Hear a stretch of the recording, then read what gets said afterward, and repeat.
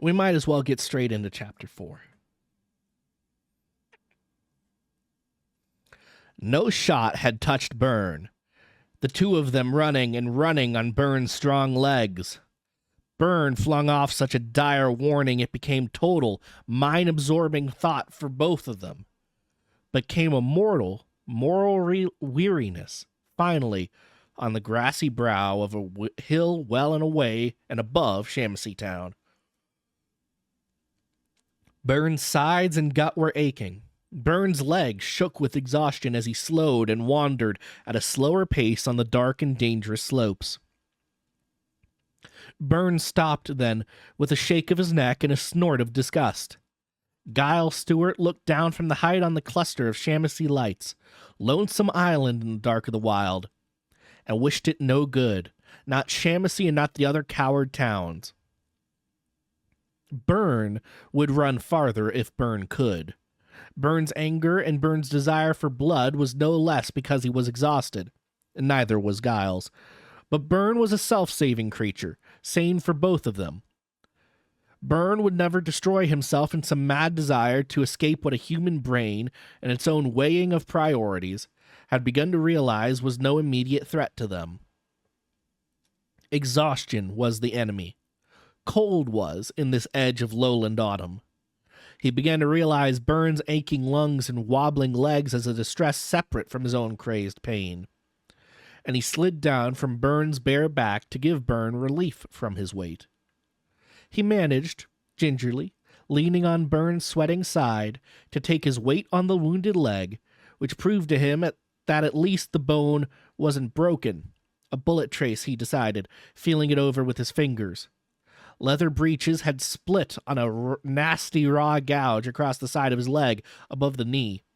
He walked a little distance across the steep, grassy slope of the hill. It was to test his leg, that was what he said to himself. But he couldn't rest yet. He couldn't stop moving. He wasn't tired enough to sit down and try to absorb the shock in plain sight of those smug, safe lights. He'd start thinking if the pain stopped, and he wasn't ready to think. He couldn't realize anything yet but bits and pieces. Jonas, Luke, Hawley, they'd carried on and gotten the convoy through. Abby had ridden point at Tarman High Loop, coming down Tarman Climb. Images came at him. He wanted not to see.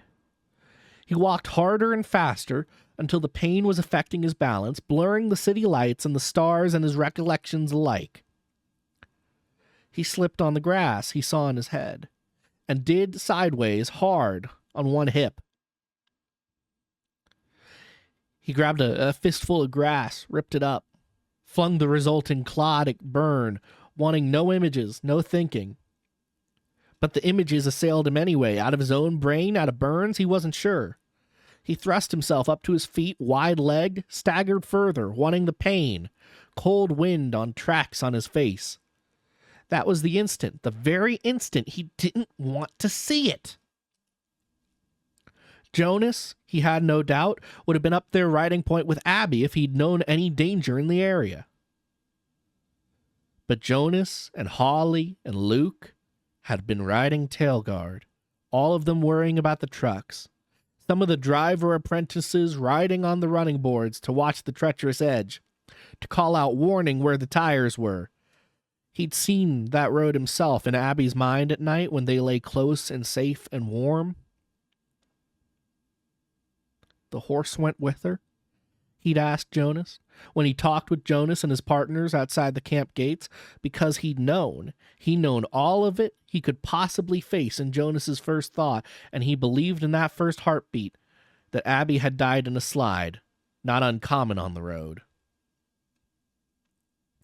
It wasn't a slide, Jonas had said grimly, arms folded, eyes downcast to the withers of his horse. And he saw, and immediately, maybe not Jonas's intention, he'd gotten all that the night horses had seen, all that the riders knew. He'd felt for himself the disintegrated horror of the sending that riders and truckers and horses had picked up at the edge of that woods on Tarman Height. Riders never used loud voices, you see. Sometimes you got almost out of the habit of speaking aloud or parceling out thoughts in human words. Sometimes you forgot you had a voice or what to do with it. He'd have screamed at Jonas to shut up, let him alone. He'd forgotten how to make such sounds at need. Or, rider born, never properly learned at all. Stuart, Jonah Westman had said, maybe wanting to tell him more than he'd already said, but he couldn't bear it.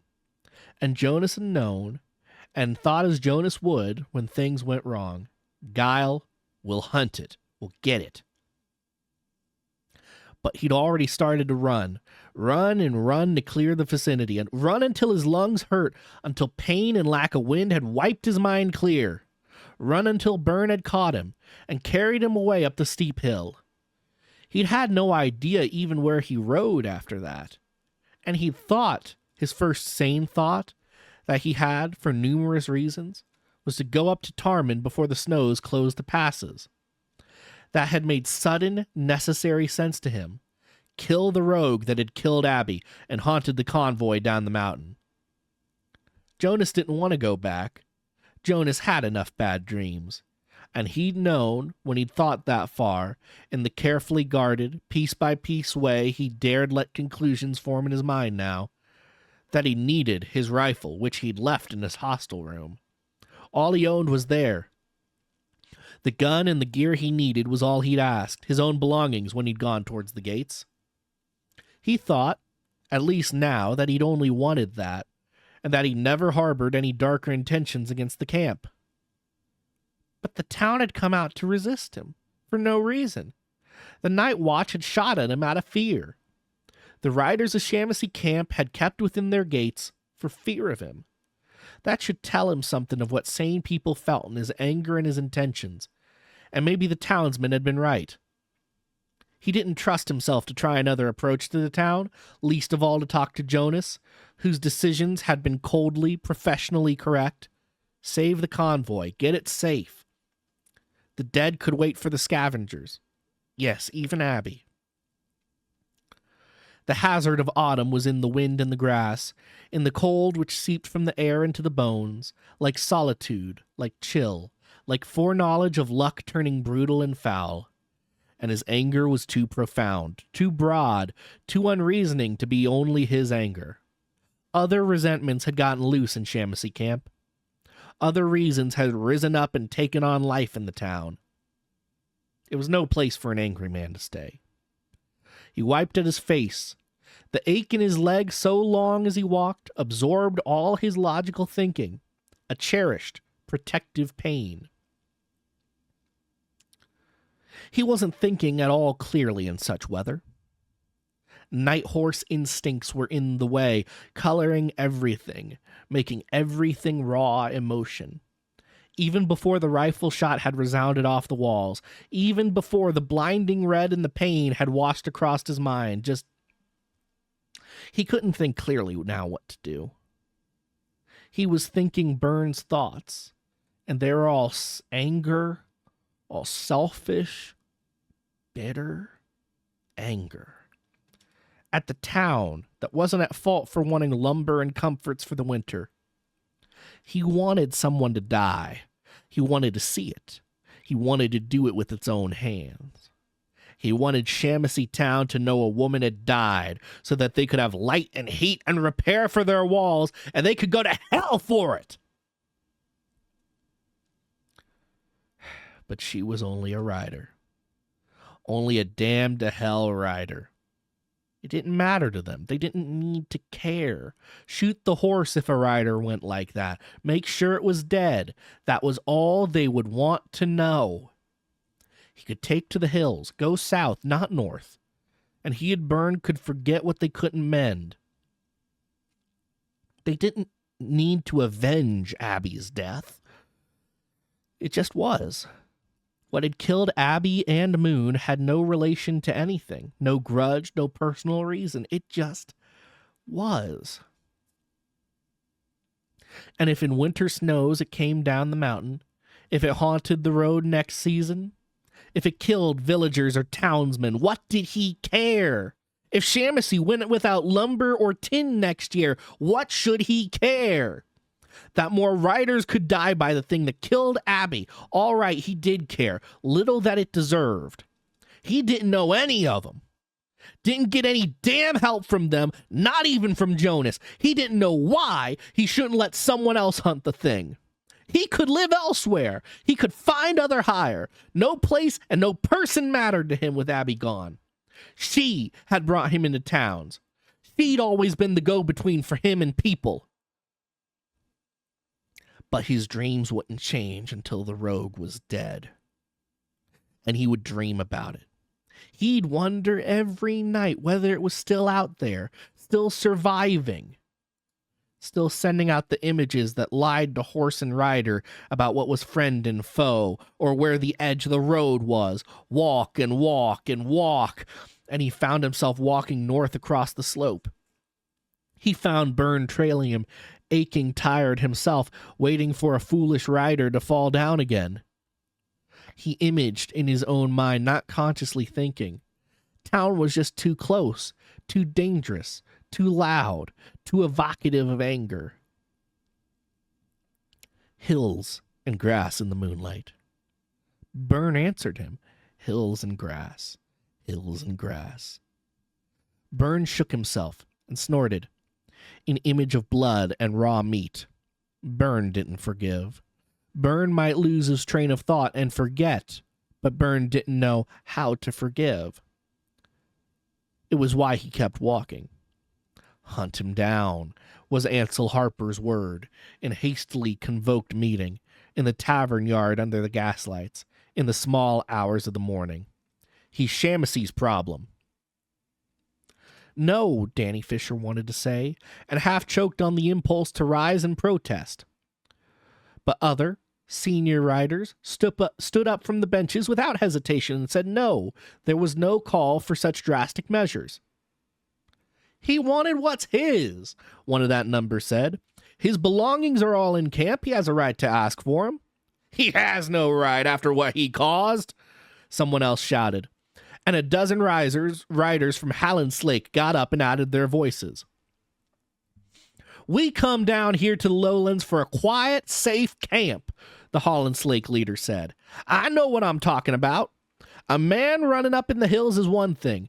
Coming down in the town is another. Stewart's gotten riders killed. He's a spook. He's always been a loner, and that horse of his is another.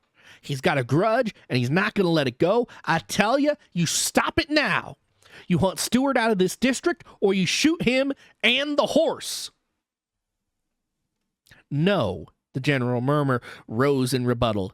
Danny said so too under cover of the others, but the Holland's Lake rider didn't give an inch. That's what you do. That's what you have to have the guts to do. There's a borderer up there hovering around this town. He knows what he's asking for staying around here, spooking the town in the riot. You got 50, 70,000 people in town here. A lot of them not liking each other.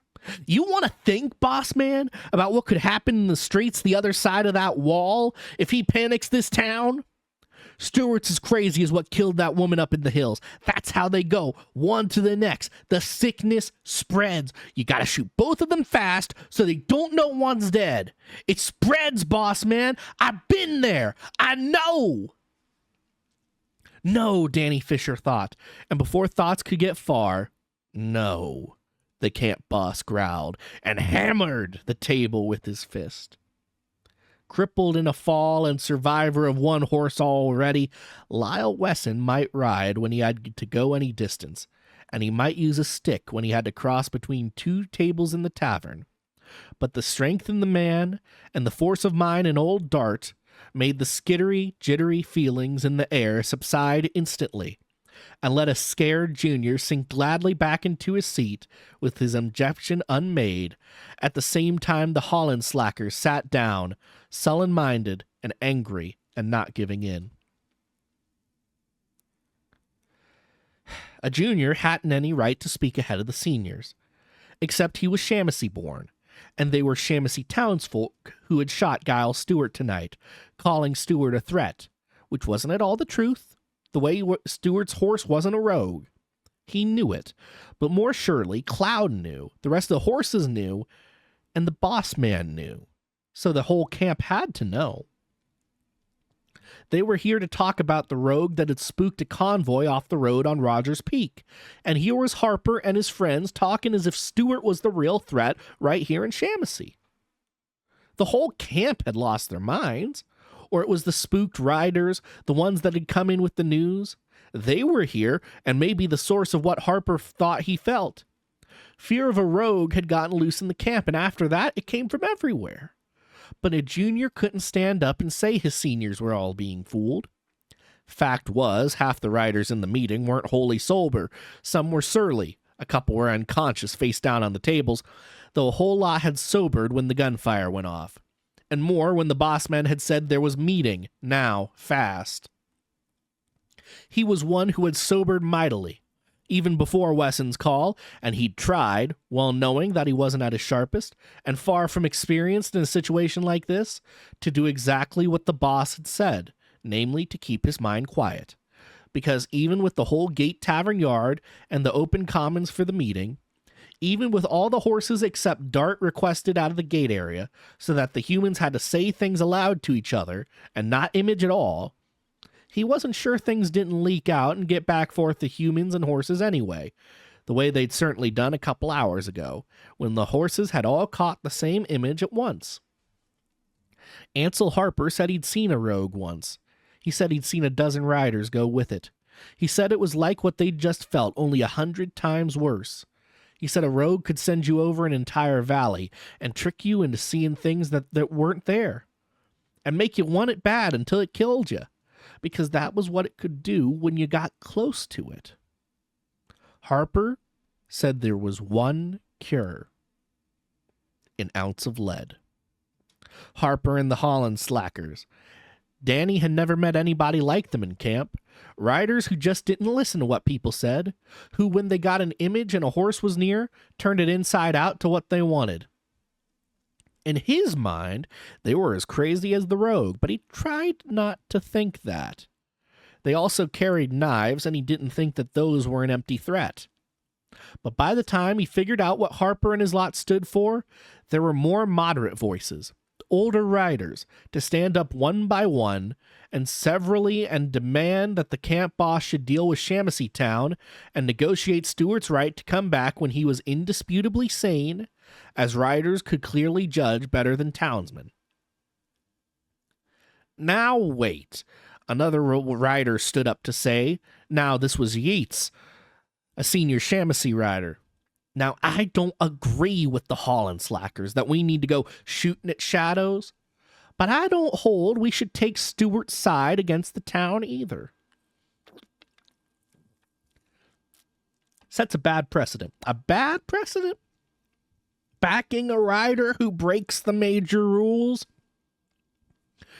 Now, wait a minute, a woman said. Rules? Yeats said, raising his voice. As seemed clear enough to us. Stewart stayed on in the area. Stewart came near the walls. The watch hadn't a right to shoot, but they were skittish. They had a crowd out there. Damn right they haven't a right, came from the back. It was Stewart's doing that a crowd gathered, Yeats shouted. And it was Stewart's fault. If Stewart had a sane thought left, he would have gone the hell away out of Shamasy Fields when he knew he was losing his hold. But he didn't want out of Shamasy District, did he? That's why he stayed out there. God's sakes, Yeats! A borderer stood up, wobbly on his feet. You got his gear, and you got his gun. He come back after his gear, you damn fool! I got the floor!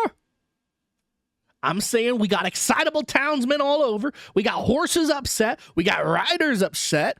It shows clear enough what we've been saying for 3 years now, boss man. You got to thin the camp down. Riders hooted from all over the assembly. Yeah, you go first, Yeats! Someone yelled from back in the crowd. Then the drunk borderer was yelling something, not sitting down, and Wesson banged on the porch with his cane. Dart started imaging until at last Yeats and the borderer sat down, and the silence was thick enough you could breathe it. Thick enough you could breathe it. That is a nice way to turn that phrase. Yeats was off on a different issue. The number of riders gathered at Shamousy, and Shamousy riders had argued before against letting the camp get as large, and consequently as unstable, as it was. But the riders that came from outside said it was just Shamousy riders wanting exclusivity on the best jobs and the comforts of the biggest town there was. Jim, Wesson said, keep to the Stewart business. It is the Stewart business, Yeats said. This is what we're going to get more of if we don't thin down the winter camp and put some restrictions on how many out-of-district riders we got at camp here. Shamousy Valley's big enough. Build a camp down at the end of the valley. Build it up on the foothills. There's no way the snows are going to cut off valley roads. Yeah? And on whose land? Somebody yelled. The town council isn't going to give up a foot of pasture. Yeats was right in Danny's estimation. Unfortunately, so was the rider right when he yelled out about the council not giving up any land. Rich people decided everything. And the rich people in Shamousy didn't feel like the dreams that came through the camp walls on an uneasy, stormy night, didn't lose the sleep the night through with the autumn urges. Only people like his family did, old or young alike, and girls got pregnant, and godly folk prayed and sweated and prayed to send the devils away. It was the low-town folk who had come out with the guns. People like his family. It was people like his father and his mother and his brothers who had gone stark crazy and shot at Stewart. People of the same town-bound, mind-blind sort that he'd used to be before Cloud had called him in his dreams. He hoped Dennis hadn't gotten caught up in that crowd that was shooting. He desperately wanted to know where his family was and that they were safe, but he couldn't go into town tonight. Maybe not for a lot of nights. Couldn't? A lump formed in his throat, so much as offer his help to his father to keep him safe, when he could do as much for any trucker in the outback. All that's beside the point, a borderer stood up to say. What Shamousy is, Shamousy shows to be. It can't ever go back to being a small town. We get your trucks through and we got our right to camp here, and the whole damn valley had better get off Stewart's back. This town had better hope Stewart goes up to Tarman and finds what's up there before winter falls, or you're losing Ann Vincy Promise, Shamousy boss. That thing that got Abbey Dale won't stay away from the villages up there. And maybe if it gets a village or two, it might come down to Shamousy to hunt around Spring Melt. When a horse goes bad, it wants human company. And there ain't nothing a bullet through the brain can stop it. So you better quit arguing about how many riders we have in this camp in Stewart and your piddling rules, and start worrying about that rogue horse up there. That's saying Stewart's going to do a damn thing he ought, Ansel Harper stood up to say. He's not going to stay away from Shamousy. He'll be back. That's tomorrow's trouble, a borderer shouted and stood up. And it isn't proved, Holland Slacker. There's never been a rogue come into this district. You'll see it proved when you've seen a man and a horse go bad, and I have, Rainey, and I've seen it. Don't you tell me what's not proved. I felt it. Don't you tell me what's like and not like. You want to feel it, Rainey? Come outside camp and I'll show you. That's no call to go after Stewart. I'm telling you, he's a danger. He's already spooked the town, and he's not going to let you go and go away. You got people out with guns in this town streets, Wesson. You're going to have people killed over there if you don't get Stewart shut down. Hold it, hold it, hold it. Lyle Wesson yelled, pounding the table. But people had started shouting at one another and got to their feet and started yelling at each other about hazards to the camp, about outsiders, which Stewart was, and which the Hallenslackers also were. But the Hallenslackers seemed to have forgotten that point.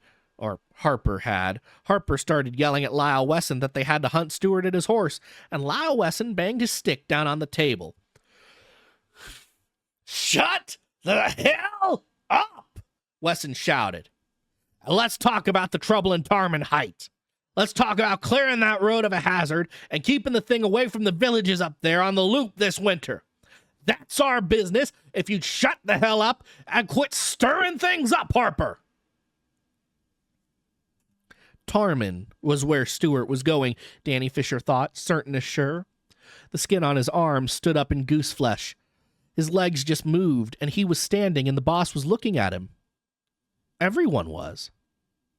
Stewart's going up there, he said, too quietly he thought, but a leaf fall would have made a sound in that silence. He sat down again, hugged his arms around him, and wanted not to make another sound. Lyle Wesson said, "Going up where, Danny Fisher?" "To find what killed her and that truck driver. He's going up to Tarman to stop it, just like you said." "He's shown no sign of leaving yet," a Holland Slaker shouted. "What the kid got? A phone line to God? Stewart's a danger to whole camp. Shoot him in the horse before he comes back. The town may not have a second chance."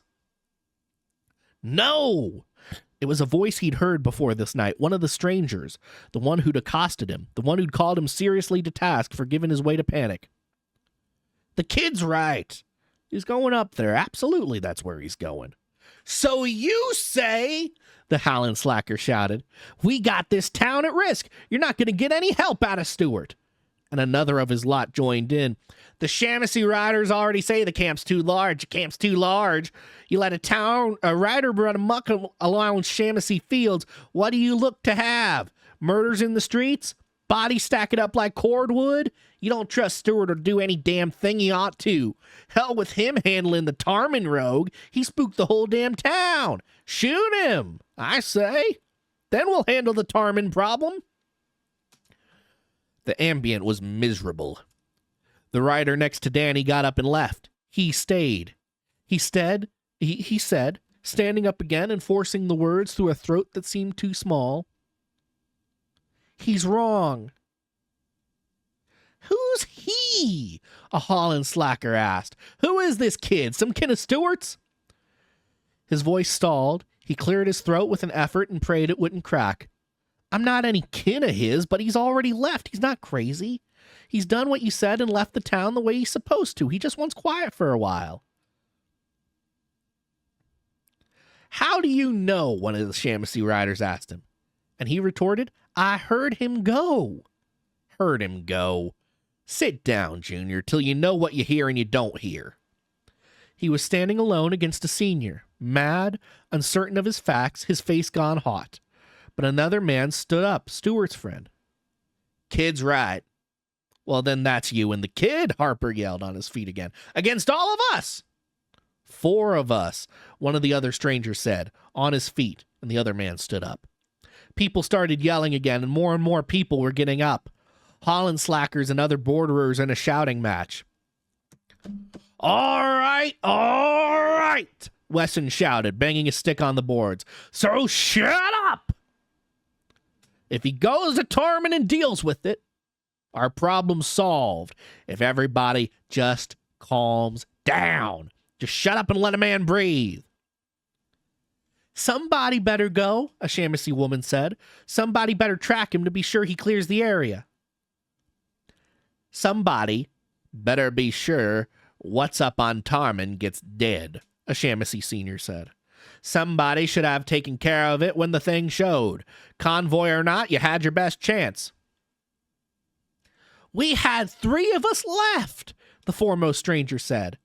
"Abby Dale was our convoy boss. We were short-handed as was. We had trucks to get down off that road. You ever been outside a pasture, Shaughnessy man?" Hit the ambient. A winter's day, and the crack of Wesson's cane. "Shut it down," Wesson said. "Enough damn should-haves. They didn't have that option so long as they had the convoy in their charge." "So?" someone said. Debate started again. Riders swore, and more of them got up and stayed on their feet. Wesson banged his stick on the porch rail. Stewart's Dale's partner. He has a right. First natural right to deal with that thing on Tarman Ridge. But so have the villagers on Rogers Peak a right to their safety. And so have townsmen down here in the plains a right, and us in the camp, we got rights. If Stewart has gone up there, well and good. But if he can't do it, It's not our responsibility, the Shaughnessy rider yelled. I'm not risking my neck up there. Yeah, go guard cattle. Nobody asked you. And again shouting. Danny sat down and sat still, trying not to shiver, trying not to think.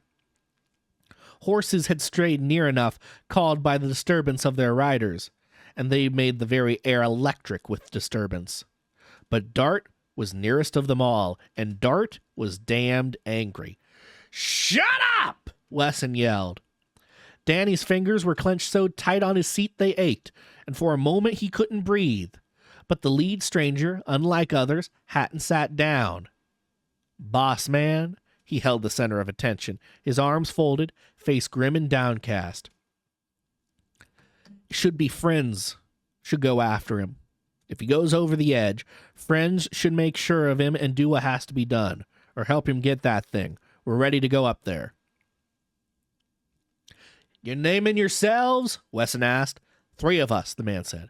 Jonas and Luke Westman, Holly Antrim, all out of the McFarlane.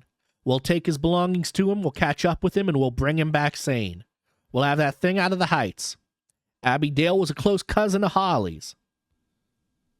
Settled, then, Lau Wesson said. Discontent prickled through the air, a quiet muttering. No one satisfied. Or someone utterly dissatisfied. All right, beds and quiet, Lyle Wesson said. What did I just say? Lesson while? He said, levered himself up with his cane, and abandoned the porch for the inside of the tavern, where the powers in the camp prepared to talk about things juniors didn't need to know. Danny knew that much about the politics of Shaughnessy camp, and he supposed it would happen now the way the boss said. He hoped it would, anyway. He looked askance at various individuals of the retreating crowd, hoping he hadn't made a permanent and grievous mistake by speaking out like that, and setting himself up to argue with his seniors. He didn't know why he'd done it, except his father always said he never could keep his mouth shut. He walked away across the yard, onto the commons in the street, wanting Cloud, wanting the steadiness and the quiet Cloud could give him. He intended to take Cloud back to the den far around at the hostel where he stayed. But he felt a restraining hand on his arm and looked around in panic. He'd not heard the rider, who, soft-footed and shadowless in the dark, had overtaken him. Why'd you speak up for him? It was the leader of the strangers, the one who'd spoken most. I don't know, stupid maybe? You know him. He helped me once. We talked. He didn't have to. He gave me good advice. The leg hurt. He didn't know how the man knew. He wasn't limping. He started away into the shadows of the street without another word, but he didn't see the den. He saw, he heard, and flinched from the shot so badly he almost fell. The rider wanted his attention, and got it with that transmitted memory. Jonas is my name, the stranger said. Jonas Westman.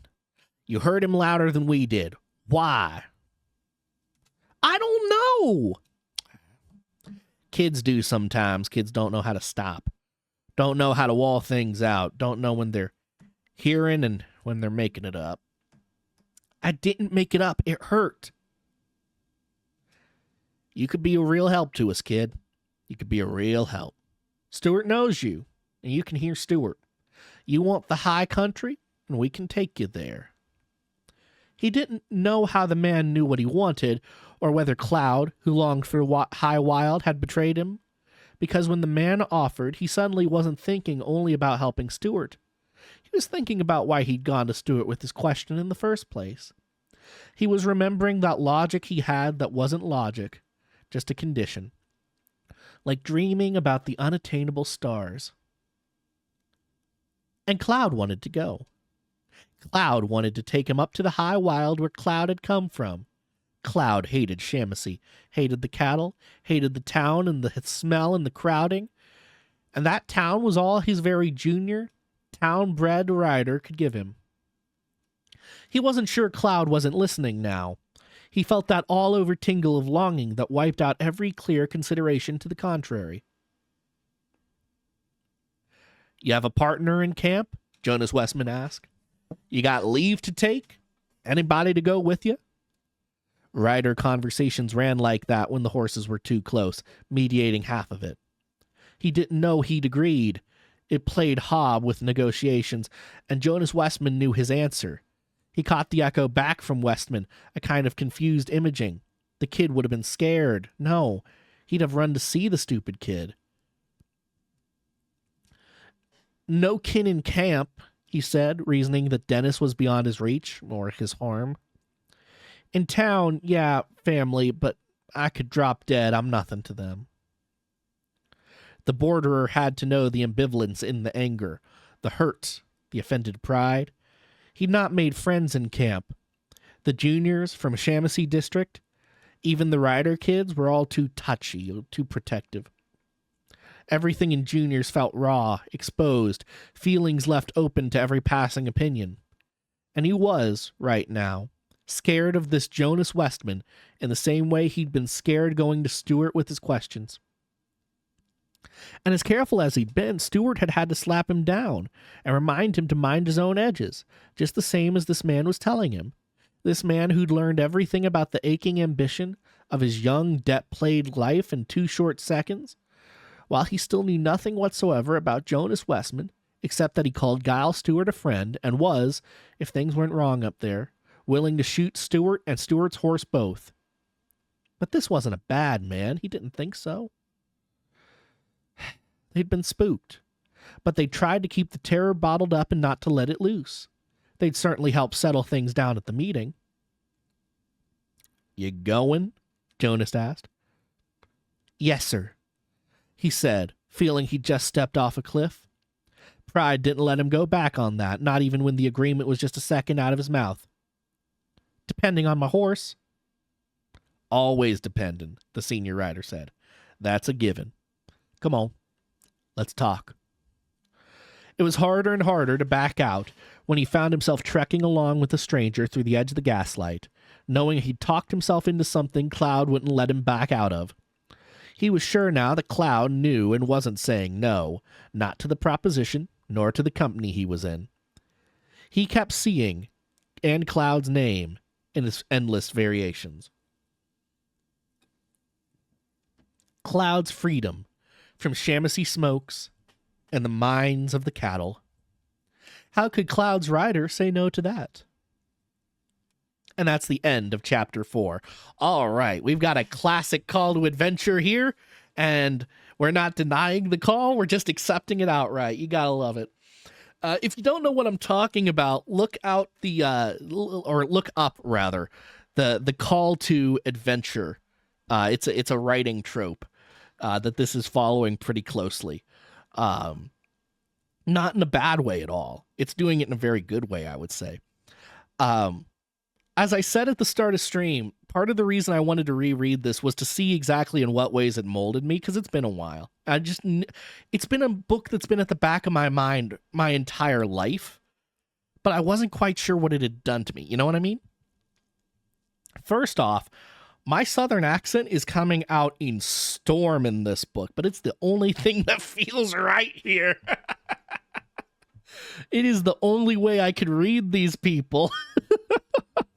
And that scene with the big meeting where I had to keep inventing voices and everything got muddled. In those meetings, you don't know who's saying what half the time. Excuse me, it's happening again. Got to get the southern out of my mouth. But in my writing, I'm also very repetitious in the same way Cherry is here. Very repetitious. Almost like poetry with the repeating of the words. Hebrew poetry does that, if you didn't know, where the rhyming is the rhyming of the idea and not the sounds. I wonder if she's doing that because of the horses. Like, do the horses change how people think so much so that the narration has to reflect that? To where it's this kind of repetitious, stuck thinking? I wonder. Or is that just her writing style? I forget what other books of hers I've read. But also, I do write like that. I also like using people's names a lot. I don't know if you've noticed, but whenever we're talking about the horses, if we're narrating what the horse is doing, it's always starting with that name. Burn didn't, Burn wouldn't, Cloud would, Cloud wasn't, right? And I think that's the narration style molding itself to the character again, because the beast would put themselves first in any thought they had, and then very simple kind of structure after that. But I definitely also like using people's names a bit too much. I don't know. It's interesting because you can tell with that little linguistic thing very quickly whether I'm talking about a person or a horse, because the horse's narration is very simple, very stilted, and the people's narration is very complex, very deep. It's just so many little writing things here that you could tell she put a lot of thought into that are very nice. Very excited for the next chapter.